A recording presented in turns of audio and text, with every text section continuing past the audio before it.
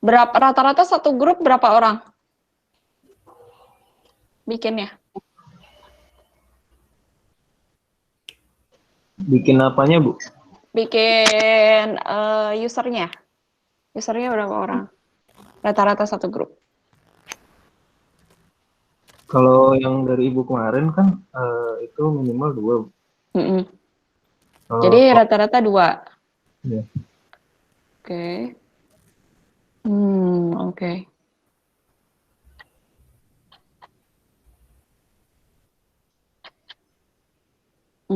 Oke. Ini udah dikelompokkan, udah ini. Minggu ini tuh kita masih berbicara tentang empati, tetapi ini pengelompokan dari hasil interview. Jadi kegiatan lebih lanjut dari empati ya. Jadi ada beberapa hal yang harus dikerjakan setelah melakukan interview kemarin dan pengelompokan berdasarkan pertanyaan kemarin, begitu ya. Jadi yang harus dikerjakan di minggu ini, gitu ya, sampai dikumpulkan di minggu depan. Jadi dikumpulkannya hari Senin depan lagi. Itu ada 4 hal. Yang pertama, kalian harus bikin, yang belum bikin empathy map gitu ya, bikin empathy map. Kemudian yang kedua, yang belum bikin empathy map, kemarin kan memang sudah saya singgung gitu ya. Jadi yang sudah bikin empathy map tidak perlu dibikin lagi untuk tugas di minggu ini. Tapi yang belum bikin, silakan itu dibuat ya untuk tugas di minggu ini. Kemudian selain dari empathy map, itu bikin persona, kemudian bikin need statement ataupun product statement gitu ya. Kemudian yang terakhir adalah bikin stakeholder maps. Nah, itu yang akan saya bahas di hari ini.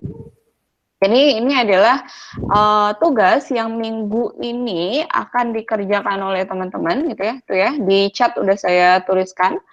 Kemudian di LMS juga sudah saya tuliskan. Jadi kalau teman-teman lihat di LMS, bentar. Saya share dulu.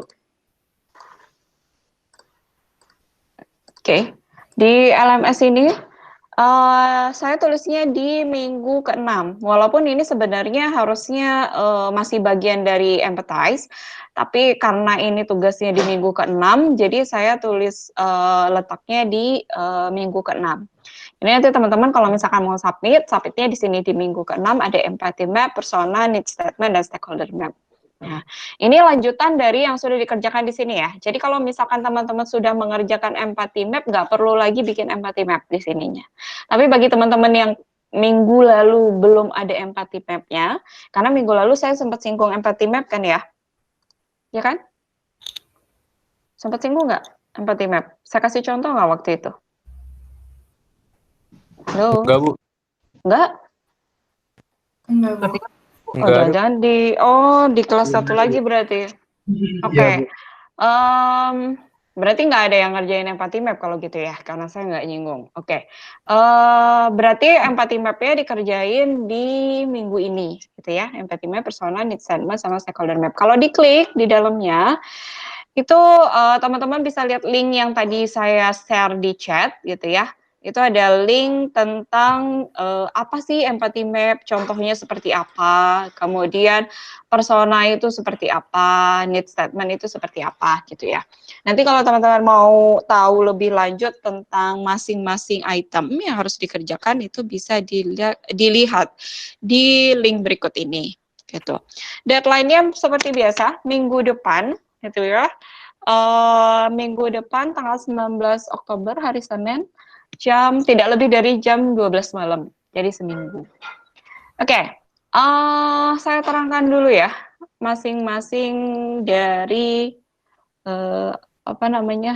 setiap item ini. Siapa lagi nih? Sandi sama Zen. Terus Sandi ya. Maaf Ibu, Ya. nah, tadi internetnya lagi bermasalah, Huh? jadi belum ke absen. Saya Siapa? Ahmad Zen. Maksudnya ya udah. Oh iya, Zen sama makasih Bu. Sandi. Oke.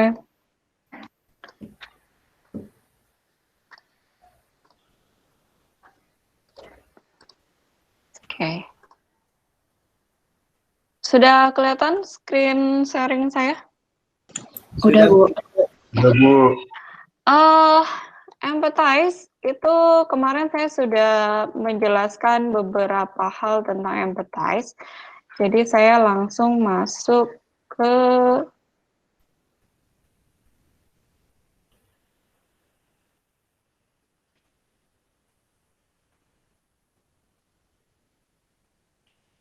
data synthesis. Jadi data synthesis ini setelah kalian melakukan pengelompokan gitu ya, berdasarkan pertanyaan. Kalau kemarin kan pengelompokannya berdasarkan pertanyaan ya, berdasarkan hal yang kalian tanyakan. Kemudian saya juga sempat singgung, bukan di grup ini ya, di kelas ini. Jadi sebetulnya minggu lalu itu saya juga sempat singgung untuk 02 itu tentang empathy map. Jadi melakukan pengelompokan berdasarkan dari hasil interview.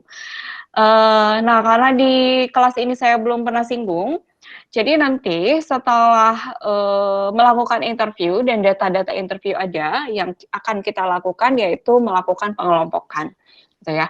Hal pertama yang dilakukan ketika kita ingin mendapatkan hasil dari interview itu adalah pengelompokan berdasarkan dari empathy map tadi. Jadi di empathy map itu kalian bisa bagi baik itu menjadi 4 bagian.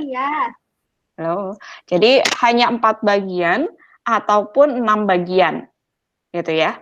Jadi cukup sebetulnya kalau misalkan minggu lalu kalian sudah bikin pengelompokan berdasarkan apa yang paling disuka gitu ya, mengenai apa yang paling disuka, apa yang paling diinginkan, dan mengenai apa yang paling tidak disuka. Misalnya kalian sudah melakukan pengelompokan itu gitu ya, itu dianggapnya pain sama gain. Jadi kalian nggak perlu bikin lagi yang pain sama gain, kalian cukup bikin yang 4 kuadran yang di atas ini. Gitu ya.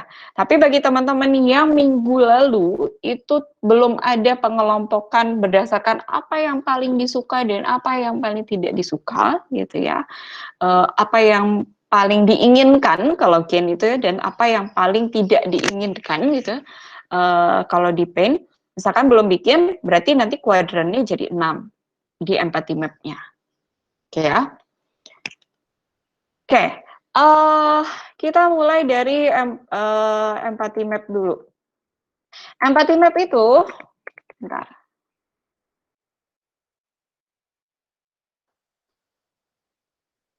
Empathy map itu bisa dibagi menjadi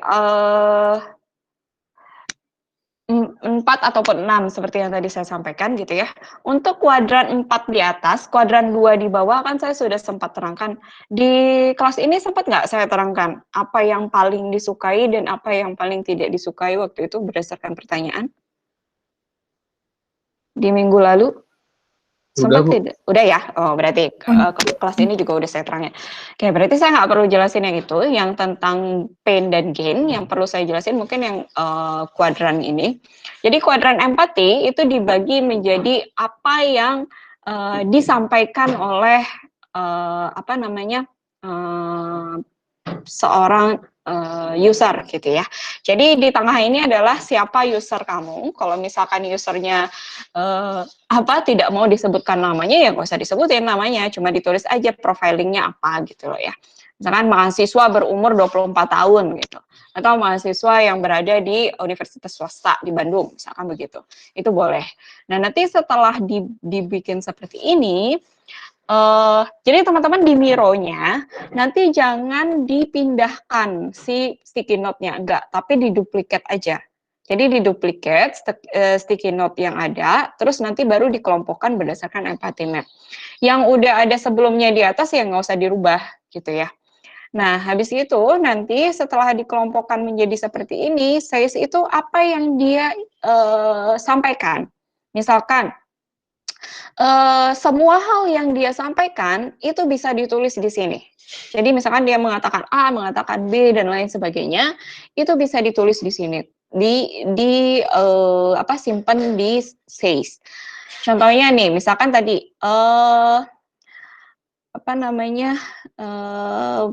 I want something reliable misalkan.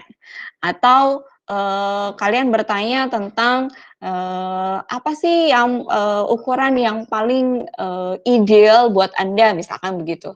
Nah, ini bisa dituliskan di sini. Jadi baik itu pertanyaan ataupun yang disampaikan oleh users sebagai jawaban itu bisa dituliskan di says.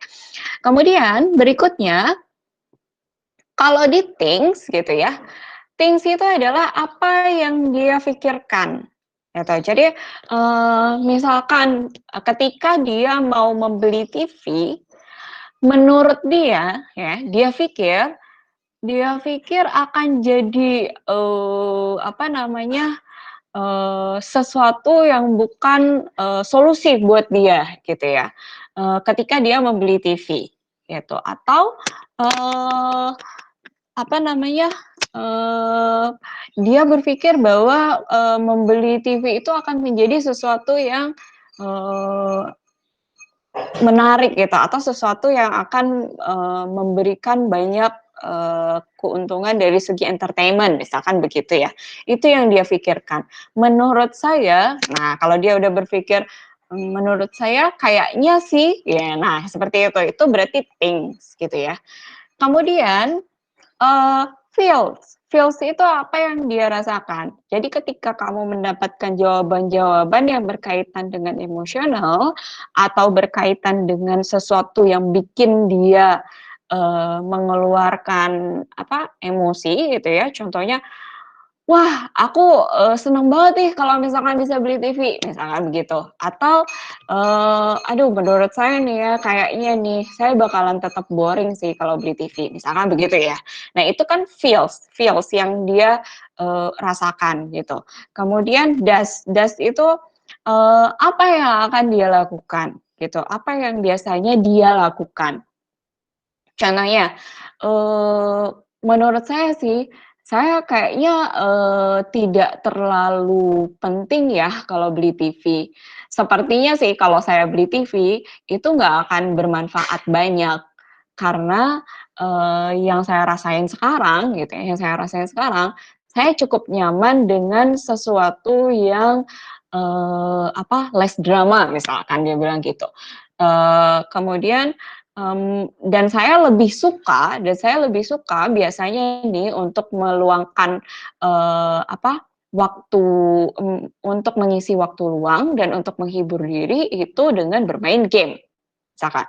Nah itu dari think, feel, sampai does itu udah ada isinya semua. Things itu kayaknya sih ya kalau misalkan saya beli TV, itu nggak akan berpengaruh banyak buat saya di sini tuh. Kalau misalkan, apa namanya, kalau saya beli TV, saya kayaknya tetap, ya kayaknya sih nggak akan berpengaruh banyak, itu akan tetap bikin saya merasa boring, karena saya lebih suka less drama, misalnya dia bilang gitu. Terus habis itu dia bilang lagi, biasanya sih saya untuk mengisi waktu luang, saya lebih suka melakukan hal seperti bermain game ataupun berdiskusi atau ngobrol sama teman. Nah itu adalah hal yang dia lakukan. Gitu ya. Jadi itu gimana cara kalian membagi setiap statement yang disampaikan oleh user ke dalam kuadran, gitu ya. Ada pertanyaan sampai sini bikin empathy map? Sebelumnya udah pernah bikin empathy map belum ya? Belum, Bu. Belum pernah? Oke, berarti di PI belum pernah diajarkan? Belum. Oke. Nah, ini bagaimana cara kamu mengelompokkan empathy map ya. Dari hasil interview itu dikelompokkan, kemudian dibagi menjadi 4 kuadran ataupun 6 kuadran yang tadi ya. 6 kuadran itu termasuk pain and gain gitu. Oke, kemudian nanti kalau misalkan teman-teman ada yang masih bingung gimana cara menggambarkan empathy map, itu di link yang sudah saya share, baik itu di chat ataupun di LMS, itu ada detail lebih jelas. Jadi tentang apa itu says, apa itu thinks, feels, dan does, gitu ya. Lebih jelasnya itu bisa dibaca di situ, gitu ya. Gunanya empathy maps ini untuk apa sih? Kenapa sih perlu banget ada empathy maps gitu ya? Empathy maps sebenarnya ini kita membuat ini untuk melakukan pemahaman lebih lanjut terhadap user gitu ya. Jadi dengan melakukan pengelompokan ini diharapkan kamu jadi tahu gitu ya pattern gitu ya tentang si user itu, tentang apa yang dia biasa lakukan, tentang apa yang dia pikirkan, tentang apa yang dia rasakan gitu ya. Dan tentang hal yang hanya dia katakan gitu ya. Kemudian di sini, nah ini juga udah ada penjelasannya ya, seperti yang tadi saya sampaikan, apa yang dia katakan itu bisa ditaruh di size quadrant, kemudian apa yang dia pikirkan gitu ya, apa yang dia apa ya ibaratnya expect gitu ya, itu bisa ditulis di things quadrant. Kemudian berikutnya das quadrant itu apa yang biasanya dia lakukan gitu ya, yang dia aktivitas dia kerjakan. Kemudian berikutnya selain das itu ada feels gitu, apa yang dia rasakan. Oke. How to do empathy map ini udah ada. Kemudian pengelompokan gitu ya. Setelah melakukan pengelompokan berdasarkan 4 kuadran ataupun 6 kuadran, nanti teman-teman bisa mengelompokkan berdasarkan kesamaan gitu ya. Jadi berdasarkan hal yang mirip. Contohnya gini, di things itu ada beberapa hal yang terlihat informasinya itu mirip gitu ya, atau dia menyampaikan itu untuk satu item yang sama, misalnya begitu ya. Itu merujuk kepada item yang sama nanti. Nah, itu bisa didekatkan gitu ya. Bisa didekatkan berdasarkan dari kuadrannya. Jadi nanti kalau misalkan teman-teman mau bikin seperti ini, saran saya jangan dipindahkan, tapi lebih kepada di-copy. Gitu ya. Jadi diduplikat, kemudian nanti baru setelah, pas didekatkan atau kalau misalkan teman-teman ribet nih ya, "Aduh saya ribet Bu kalau misalkan harus diduplikat." Oke fine, nggak usah diduplikat, tapi begini, ketika teman-teman udah bikin kuadran 4, itu di-screenshot dulu, gitu ya, screenshot, itu taruh di dokumen, tugasnya, kemudian berikutnya, silakan dipindahkan sesama yang mirip gitu ya, bikin pengelompokan, kemudian setelah itu nanti dilingkari mana yang sama gitu ya biar kelihatan, kemudian nanti di-screenshot lagi. Jadi ada 2 screenshot, gitu ya. Kemudian, setelah itu, nanti baru bikin yang namanya persona ya. Tadi, empathy map, kemudian ada yang namanya persona. Apa itu, persona? Persona ini sebetulnya, profiling ya, lebih mirip seperti profiling. Sebetulnya kalau persona itu, bukan berdasarkan aslinya ya, bukan berdasarkan dari, user gitu loh, bukan berdasarkan dari si orang yang kita interview. Rata-rata kalau orang bikin persona ini seperti, apa namanya tuh, user baru yang bukan invisible ya, yang tidak ada lah ibaratnya, tidak ada tuh dia tidak real orangnya, tidak real, kemudian kalian tiba-tiba come out dengan satu orang, misalkan dia ini sebagai user pengguna, produk A, misalnya begitu ya. Kemudian, kalian define, siapa orang ini berdasarkan dari hasil interview, mungkin berdasarkan dari beberapa interview, sehingga muncul satu profiling, kemudian berikutnya kalian muncul, beberapa informasi dari hasil interview itu, penggabungan gitu ya, sehingga muncullah satu, jenis user yang menurut kalian ini ideal gitu loh ya, yang ideal yang bisa dijadikan sebuah, patokan gitu ketika kalian melakukan, pengembangan atau desain sebaik itu produk ataupun application, begitu. Tetapi kalau yang di sini gitu ya, kalau persona yang diminta di sini, ini persona yang apa namanya ya, persona yang, group of, user ya, group of user-nya. Jadi kalau misalkan, kalian itu kemarin itu ada kasus apa ya di sini, bikin aplikasi apa ya kemarin? Satu contoh di sini kemarin yang nyebutin ke saya ada aplikasi apa aja ya? Halo?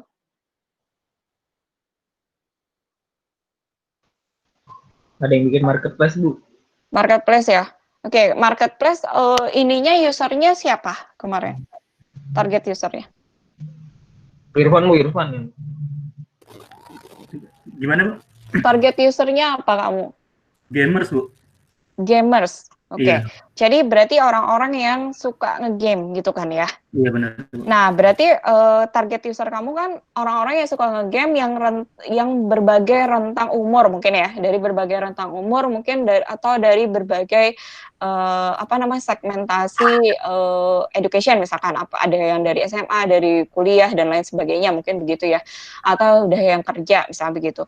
Nah, setelah kalian bagi menjadi itu kan di interview kalian bagi jadi 3 gitu ya.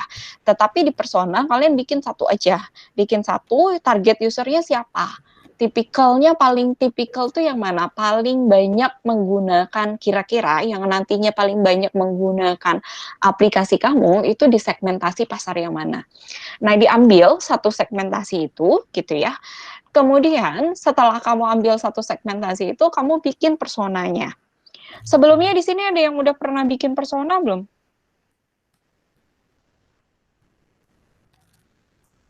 Ada yang sudah pernah bikin persona? Belum, Bu. Belum juga? Di PI belum diajarkan? Belum. Oke. Oke ya. Kalau misalkan belum, nggak apa-apa. Tadi nanti kalian setelah dibikin target user, kemudian pada saat bikin persona gitu ya, ini nanti dibikin profiling. Pertama sebelah kiri atas itu persona itu adalah profiling usernya. Usernya siapa gitu ya. Target user yang kamu targetkan itu siapa. Itu ditulis di sini. Kalau misalkan project manager ya project manager, kalau misalkan dia gamers ya gamers, tulis di sininya ya. Kemudian di sini dituliskan kira-kira berdasarkan hasil interview ya. Berdasarkan hasil interview dari berbagai orang yang punya segmentasi yang sama tadi gitu ya.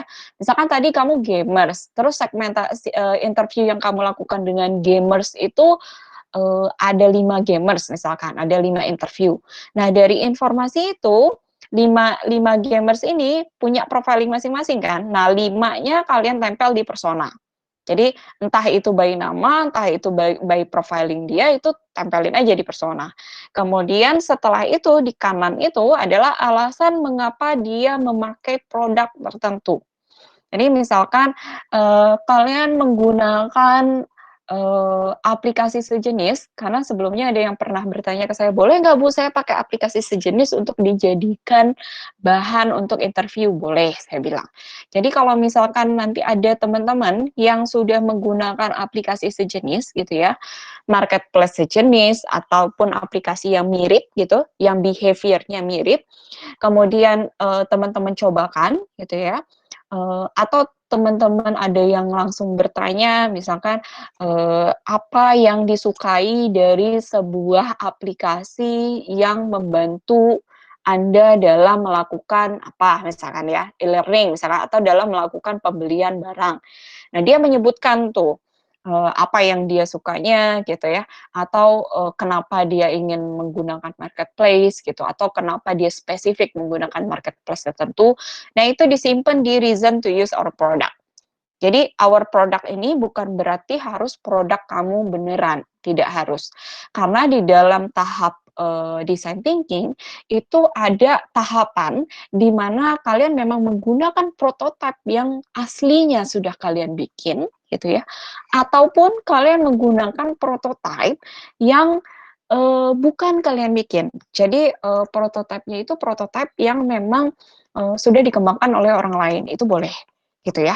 Jadi itu bisa digunakan, jadi prototipenya prototip, orang lain gitu ya, dijadikan sebagai satu acuan. Nah, kemudian itu bisa dianggap sebagai, informasi yang kalian dapatkan kenapa mereka menyukai menggunakan prototip tertentu gitu ya, itu bisa dianggap sebagai reason to use certain product gitu ya. Kemudian reason to buy certain product gitu, ini opsional. Kenapa dianggap opsional? Karena kalau misalkan produknya itu application, nggak mungkin dia beli ya, gitu ya. Jadi ini opsional, kalau misalkan itu tidak ada, berarti ini reason to use our product gitu ya. Satu blok besar ini adalah reason to use our product. Kemudian berikutnya ada personality. Jadi personality dari orang yang, yang kalian jadikan persona gitu ya, personality-nya seperti apa.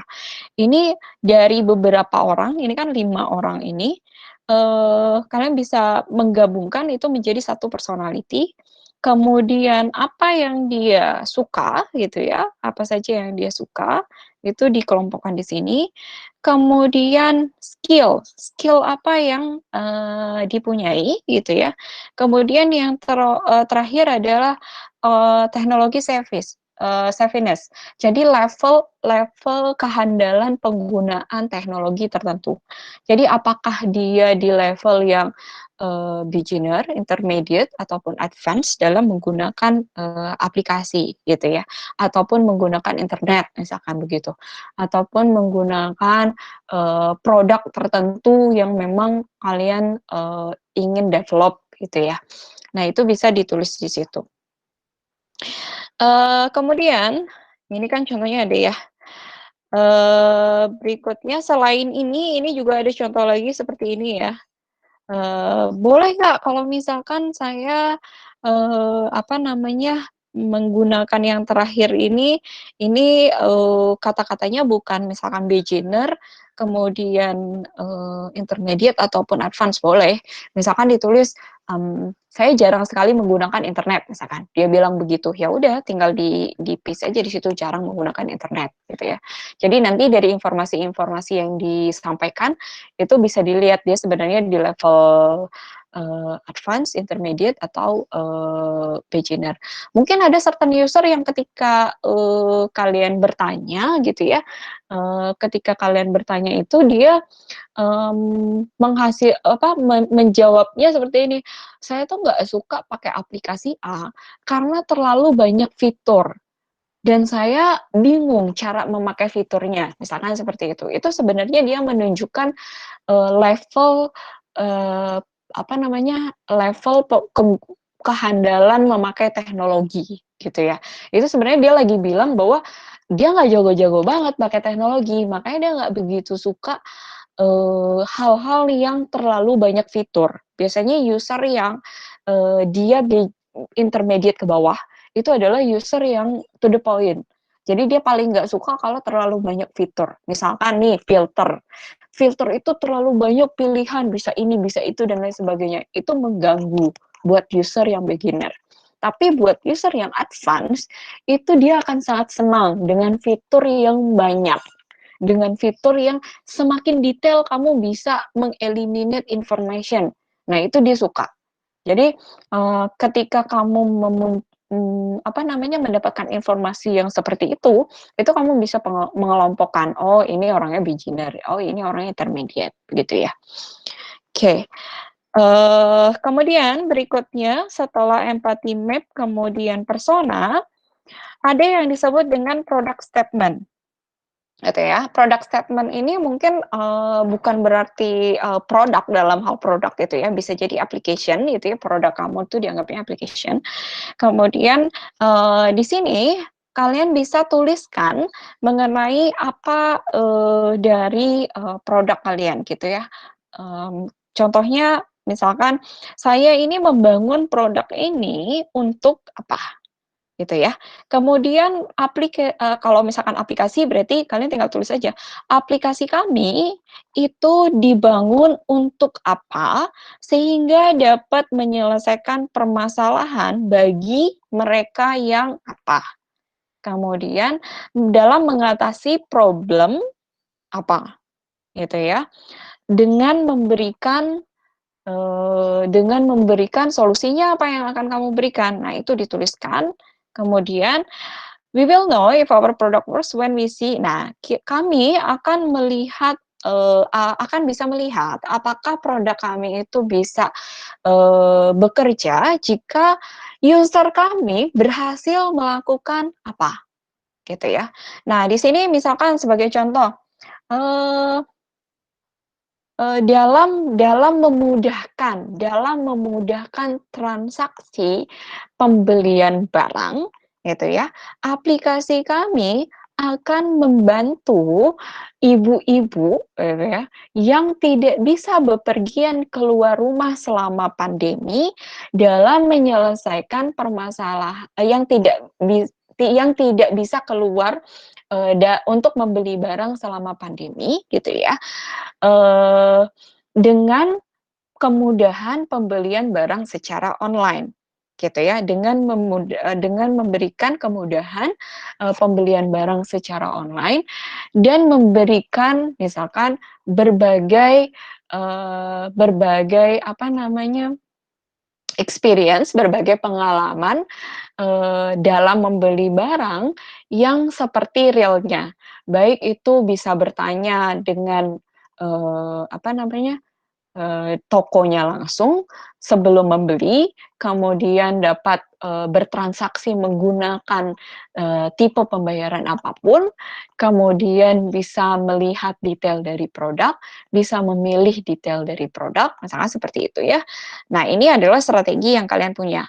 Kemudian dengan memberikan solusi tersebut, maka diharapkan ibu-ibu bisa membeli barang dengan mudah menggunakan aplikasi kami sehingga tidak memakan banyak waktu. Tidak memakan banyak waktunya itu, gitu ya, bisa di dalam kurungnya misalnya tidak memakan banyak waktu melebihi berapa menit atau melebihi sekian menit dalam check out, misalkan begitu ya. Jadi kalian ingin mempermudah ibu-ibu dalam mendesain apakah pembelian barangnya, kemudian check out-nya, kemudian tidak ribet gitu ya dalam melakukan pembelian. Nah, itu yang disampaikan di sini goal-nya. Jadi goal-nya adalah untuk mempermudah pembelian barang.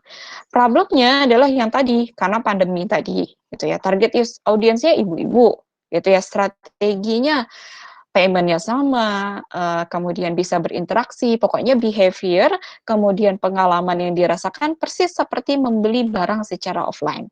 Kemudian visinya tadi adalah memudahkan ibu-ibu dalam membeli barang, sehingga goal-nya tadi adalah kemudahan membeli barang yang diukur dengan kecepatan dalam bertransaksi, begitu.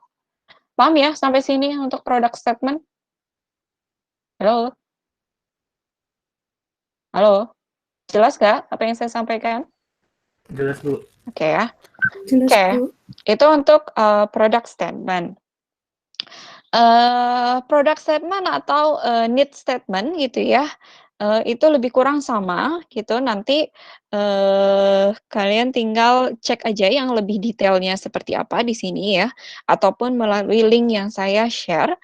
Dan yang terakhir adalah stakeholder mapping. Stakeholder mapping ini adalah untuk mengetahui limitation yang kalian punya. Jadi mungkin ada limit ataupun constraint gitu ya dari desain yang ingin kalian bikin. Contohnya seperti ini. Misalkan kalian ada nama aplikasi tertentu, aplikasi A gitu ya, aplikasi marketplace. Kemudian di aplikasi marketplace ini punya banyak stakeholder. Jadi stakeholder itu bukan hanya user. Katakanlah selain dari user, kalian punya yang namanya CEO-nya gitu ya, ataupun kalian punya yang namanya manajer gitu ya, manajer baik itu branch ataupun di pusat. Kemudian selain itu yang menggunakan aplikasi itu nanti tidak menggunakan langsung gitu ya, tapi ada impact-nya gitu ya terhadap pengembangan aplikasi tersebut. Contohnya misalkan ada supplier, ada retailers, misalkan seperti itu ya. Nah itu dibikin stakeholder map-nya. Jadi dibikin kepentingan dari setiap stakeholder itu apa. Contohnya produk A, marketplace, dia punya di sini supplier gitu ya. Supplier itu dibagi jadi supplier lokal dan federal. Kemudian ada retailers. Retailersnya ada yang direct, kemudian ada independent, ada value added retailers, misalkan begitu. Atau kalau misalkan stakeholdernya tidak sedetail ini, kalian cuma ada 2 stakeholder gitu ya, selain user gitu ya. Ini adalah stakeholder itu selain user ya. Jadi nanti kalian bisa tuliskan misalkan cuma 2, nggak ada masalah. Kemudian gunanya apa itu guna stakeholder untuk apa? Gini, setiap orang pasti punya kepentingan di dalam sebuah aplikasi tersebut atau di dalam produk yang kalian bangun selain dari user. Kepentingannya beda-beda, concern-nya beda-beda. Apa yang dia inginkan terhadap aplikasi yang kalian bangun ataupun terhadap produk yang kalian bangun itu juga berbeda. Sehingga kalian perlu melihat mana nih yang paling influential. Jadi mana yang harusnya paling saya ikuti keinginannya. Karena tidak mungkin kalian please everybody, gitu ya. Nggak mungkin kalian memenuhi setiap keinginan dari setiap orang, gitu. Itu nggak mungkin. Jadi dengan memetakan stakeholder, kalian tahu siapa nih stakeholder yang paling berpengaruh, stakeholder yang paling influential dan yang paling punya power, yang paling punya power terhadap pengembangan aplikasi tersebut. Nah, itu untuk memetakan hal tersebut, makanya dibuat stakeholder mapping, gitu ya. Nah, itu untuk stakeholder mapping. Kalau misalkan nanti teman-teman mau melihat lebih lanjut tentang 4 hal yang saya sampaikan di hari ini, baik itu persona, kemudian stakeholder mapping, kemudian tadi need statement gitu ya atau product statement, kemudian empathy map. Nah, antara 4 itu nanti kalau misalkan ada hal yang masih bingung dan belum jelas, itu teman-teman bisa lihat di link yang saya kasih. Itu ada contohnya di situ. Baik di chat tadi saya nge-share hal yang sama ya, baik itu di LMS ataupun di chat itu sama linknya. Jadi silakan teman-teman baca lebih detail gitu ya. Kalau pengen tahu dengan detail contoh dari masing-masing item gitu ya. Kalau misalkan menurut kalian tadi yang saya jelaskan belum jelas, itu bisa dibaca di situ sebelum mengerjakan pengelompokan dari atau melakukan hasil analisis dari hasil interview gitu ya. Ini udah masuk ke bagian analisisnya ya, analisis memang empathize juga, tapi ini bagaimana cara melakukan pengolahan hasil interview. Jadi melakukan pengolahan hasil interview itu mensintesis dari informasi-informasi yang didapat, mana yang penting dan mana yang tidak penting, itu bisa dibagi menjadi 4 kegiatan tadi, gitu ya. Oke, sampai sini ada pertanyaan dulu?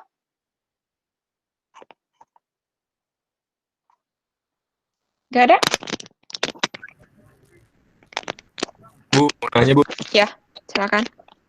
berarti untuk yang persona, yang empathy map itu satu user satu map aja, apa semua user satu map? Satu user, satu map kalau itu. Kalau yang Kalau persona, empathy map. Kalau persona, satu persona itu gabungan dari beberapa user. Gitu. Kalau persona. Karena persona itu sebetulnya kan unrealistic user gitu loh. Sebenarnya usernya tuh nggak ada kalau persona itu. Cuma kalian bikin-bikin aja berdasarkan dari hasil interview. Jadi menurut kalian nanti user saya itu adalah si orang A. Nah, profiling si orang A ini adalah gabungan dari beberapa hasil interview yang kalian punya.